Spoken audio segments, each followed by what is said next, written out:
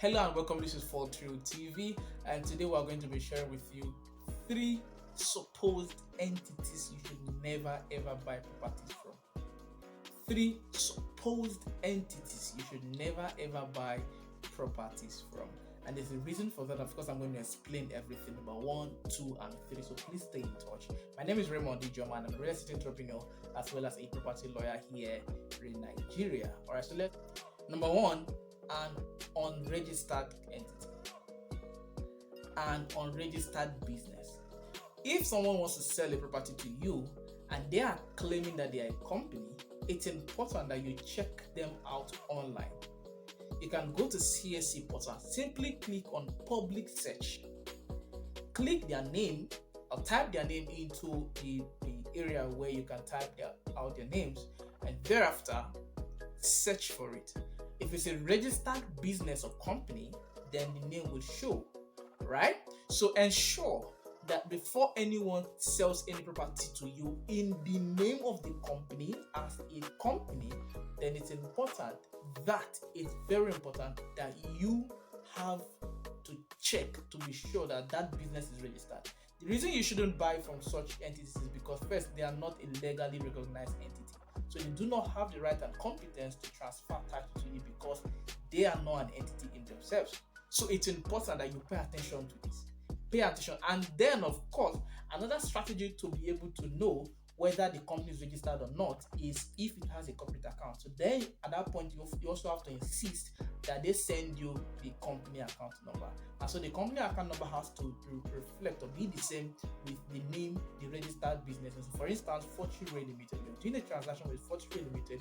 You have to send funds to a Fortreal Rei Ltd. account. All right. So if they are saying it's Fortreal Ltd.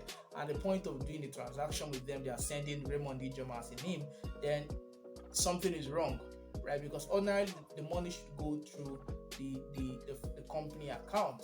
All right, so it's important that you check, you verify to be sure that an unexisting entity and possibly a fraudulent entity is posing as a company to sell something to you, sell a property to you. You have to be careful. You have to check them out to be sure that indeed it is a registered entity, and the best way to do that is to check on the portal. As a matter of fact, you can even go further and investigate. That's part of what Fortreal Corporate Services does for you. You can go further to investigate the company, to know the directors, know those who are behind, and at the point of knowing the directors, you can also find out whether the people or set of persons signing as directors or representing the company are authorized directors of that company, so that they have, or to verify, be sure that they have the right to carry out such transactions. All right, so that's number 1. The second set of supposed entities you should not do property transactions with are business names. So it can be registered, but it is not registered as a limited liability company, but it is registered as a business name. When it is registered as a business name, I beg you in the name of God, the only way you can do any property transaction with that business is if the founder, the owner, the partner of that business, or the proprietor of that business is representing in that transaction. So for instance, you can have Rei Ltd. Trading under the name and style of Fortreal Corporate Services. Not that Fortreal Corporate Services is selling to you, or not that John Ventures Services or John Services is selling to you. John Services cannot sell to you because John Services is not a limited liability company. It doesn't have a corporate personality. It is not an independent entity. It is not a person in the eye of the law, and therefore it doesn't have the right to sell to you competently. All right, so it's important that you check them out. Again, you can check on using the same medium I shared with you a moment ago. So you can go click on Google, type on Google CAC public search. You can type the name of the company there. Thereon, you'll find out whether the company is a limited liability company or a business name.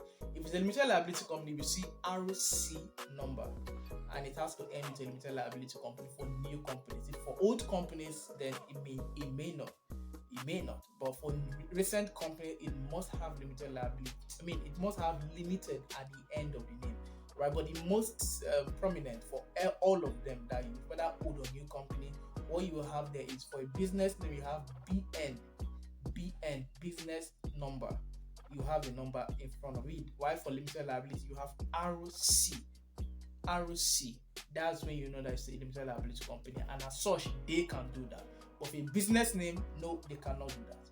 They cannot competently transfer to you because they are not a recognized individual. They are not a legal personality in the eye of the law.